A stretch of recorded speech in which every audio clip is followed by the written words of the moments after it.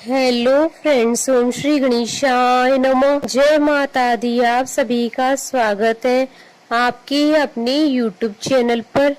आप सभी को नवरात्रि की हार्दिक शुभकामनाएं। फ्रेंड्स, आज हम आपको इस वीडियो में बताने जा रहे हैं नवरात्रि के 8वें दिन अर्थात दुर्गा अष्टमी के दिन माँ दुर्गा जी की 8वीं शक्ति माता महागौरी जी की आराधना करने की पूजन विधि, व्रत कथा, महत्व और आज के दिन माँ को प्रसन्न करने के लिए क्या भोग लगाया जाए और कौन सा फूल चढ़ाया जाए और साथ ही नवरात्रि के 8वें दिन किए जाने वाले उपायों के बारे में। फ्रेंड्स, वीडियो शुरू करने से पहले आपसे रिक्वेस्ट है, अगर आप हमारे चैनल पर नए हैं और आपने अभी तक चैनल को सब्सक्राइब नहीं किया है तो प्लीज सब्सक्राइब कीजिएगा चैनल को, साथ ही प्रेस कीजिएगा बेल आइकन को, जिससे नए वीडियो से रिलेटेड नोटिफिकेशन आपको तुरंत प्राप्त हो सके। और वीडियो पसंद आने पर वीडियो को लाइक और शेयर जरूर कीजिएगा ताकि सभी भक्तों को इस वीडियो का लाभ प्राप्त हो सके। और कमेंट बॉक्स में जय माता दी जरूर लिखिएगा। या देवी सर्वभूतेषु मां गौरी रूपेण संस्थिता नमस्तस्यै नमस्तस्यै नमस्तस्यै नमो नमः। नवरात्रि की अष्टमी के दिन माँ गौरी का पूजन किया जाता है।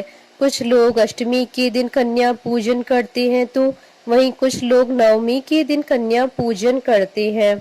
माता महागौरी अत्यंत ही करुणामयी और दयालु हैं। जो भी साधक माँ की सच्चे मन से आराधना करता है, माँ उस पर अपनी कृपा बरसाती है। माँ को महागौरी के अलावा श्वेतांबरा और वृषारूढ़ा के नाम से भी जाना जाता है। नवरात्रि के 8वें दिन माता महागौरी की पूजा की जाती है।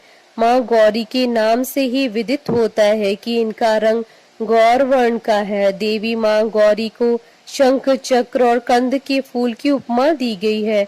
अष्टवर्षा भवेद गौरी यानी इनकी आयु 8 साल की मानी गई है। माँ के वस्त्र और सभी आभूषण श्वेत रंग के, इसलिए माता महागौरी का एक नाम श्वेतांबरा भी है। माँ सिंह के साथ बैल की भी सवारी करती हैं, इसलिए इन्हें वृषारूढ़ा कहकर संबोधित किया जाता है। माता महागौरी की 4 भुजाएं हैं, जिसमें दाहिना हाथ अभय मुद्रा में है तथा नीचे वाले हाथ में त्रिशूल धारण कर रखा है। ऊपर वाले बाएं हाथ में डमरू धारण कर रखा है और नीचे वाला हाथ वर मुद्रा में है। माता की मुद्रा बहुत ही शांत है। माँ गौरी की पूजा करने से अलौकिक सिद्धियों की प्राप्ति होती है। माँ का विधि विधान से पूजन करने पर उनके भक्तों की जीवन की सभी कष्ट दूर हो जाते हैं। देवी महागौरी की कृपा से असंभव से असंभव कार्य भी संपन्न हो जाते हैं। इसलिए नवरात्रि की अष्टमी के दिन ध्यान, स्मरण, पूजन, आराधना भक्तों के लिए सदैव शुभ रहती है। माता महागौरी के पूजन से मनुष्य सत्य की ओर अग्रसर होता है और असत्य का त्याग करता है। माता महागौरी की कृपा से उनके साधकों के जीवन के सभी कष्ट समाप्त होते हैं और उन्हें जीवन के सभी सुखों की प्राप्ति होती है। फ्रेंड्स, अब आइए जानते हैं नवरात्रि के 8वें दिन माता महागौरी की आराधना करने की पूजन विधि के बारे में। इस दिन साधक को प्रातःकाल स्नान करने के बाद स्वच्छ वस्त्र धारण करने चाहिए। इसके बाद एक लकड़ी की चौकी पर माँ की प्रतिमा को स्थापित करना चाहिए। प्रतिमा स्थापित करने के बाद माँ को लाल चुनरी चढ़ानी चाहिए। इसके बाद माँ को स्वाग का सभी सामान अर्पण करना चाहिए। इसके बाद माँ को फल, फूल, नैवेद्य आदि अर्पण करना चाहिए और माँ की कथा सुनकर धूप व दीप से आरती उतारनी चाहिए।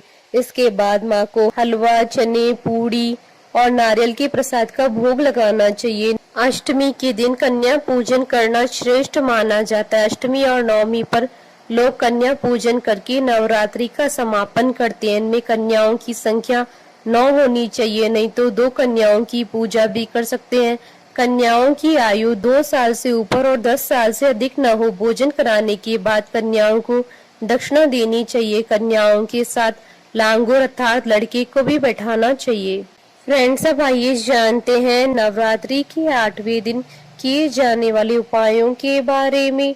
आज के दिन शीघ्र विवाह और मनचाहा जीवन साथी पाने के लिए माँ गौरी की आराधना की जाती है। जो भी जातक माँ गौरी की आज आराधना करता है, माँ गौरी शीघ्र प्रसन्न होकर उन्हें मनचाहा जीवन साथी प्राप्त होने का वरदान देती है। माँ गौरी ने खुद तप करके भगवान शिव जी को वर के रूप में प्राप्त किया था। ऐसे में वह अविवाहित लोगों की परेशानी को समझती है, उनके प्रति दया दृष्टि रखती है।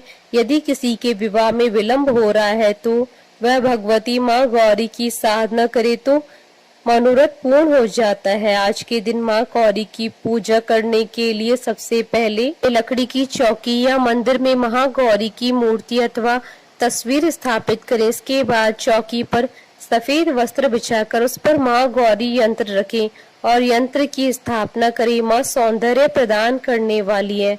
हाथ में श्वेत पुष्प लेकर माँ का ध्यान करें। ध्यान के बाद माँ के श्री चरणों में पुष्प अर्पित करें तथा मंत्र सहित माँ भगवती का पंचोपचार विधि से अथवा षडोपचार विधि से पूजन करें तथा दूध व नैवेद्य का भोग लगाएं। तत्पश्चात ओम ऐं ह्रीं क्लीं चामुंडाय विचे मंत्र की तथा साथ ही ओम महागौरी दैव्य नमः मंत्र की 21 माला का जाप करें तथा मनोकामना पूर्ति के लिए माँ से प्रार्थना करें। अंत में माँ की आरती करें और कीर्तन करें। आज के दिन माँ गौरी की पूजा के दौरान भक्तों को गुलाबी रंग के वस्त्र पहनने चाहिए। गुलाबी रंग प्रेम का प्रतीक होता है, इसलिए नवरात्रि की अष्टमी को गुलाबी रंग पहनना शुभ माना जाता है।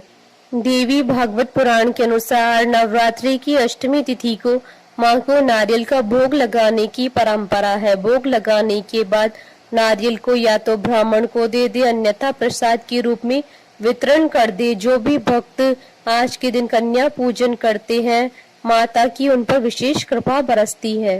फ्रेंड्स, अब आइए प्रारंभ करें माता महागौरी की उत्पत्ति की कथा। माँ पार्वती ने भगवान शिव जी को अपने पति के रूप में पाने के लिए बड़ी कठोर तपस्या की थी। उनकी इस तपस्या के कारण उनका शरीर काला पड़ गया था। जब माँ की कठोर तपस्या के कारण भगवान शिव जी का सिंहासन हिलने लगा तो उन्होंने माँ पार्वती को पत्नी के रूप में स्वीकार कर लिया और उनके पूरे शरीर को गंगा जल से धोया। गंगा जल से माँ पार्वती के शरीर को धोने के बाद उनका शरीर कांतिवान और गोरा हो गया। तब से ही माँ का नाम गौरी पड़ गया। माँ का यह रूप अत्यंत ही करुणामयी, स्नेहमयी, शांत और मृदुल है। माँ के इस रूप का ऋषि गणों ने इस प्रकार वर्णन किया है। सर्व मंगल मांगल्ये शिवे सर्वार्थ साधिके शरण्ये त्र्यंबके गौरी नारायणी नमोस्तुते। माता महागौरी को लेकर एक और कथा शास्त्रों में दी गई है, जिसके अनुसार एक जंगल में एक शेर काफी समय से भूखा था। वह भोजन की तलाश करता हुआ माता महागौरी के पास पहुंच गया, जहां वह तपस्या कर रही थी। वह शेर अत्यंत ही भूखा था और माँ को देखकर उसकी भूख और ज्यादा बढ़ गई, लेकिन वह भी वहीं बैठकर माँ की तपस्या का खत्म होने का इंतजार करने लगा। जब माँ ने तपस्या के बाद अपनी आंखें खोली तो उन्होंने देखा कि उनके सामने एक सिंह अत्यंत ही दयनीय स्थिति में पड़ा है। उस शेर को देखकर माँ को उस पर दया आ गई और माँ ने उसे अपनी सवारी के रूप में स्वीकार किया। क्योंकि माँ के साथ साथ उस सिंह ने भी तपस्या की थी, इसलिए माता महागौरी के वाहन के रूप में बैल के साथ साथ सिंह को भी गिना जाता है।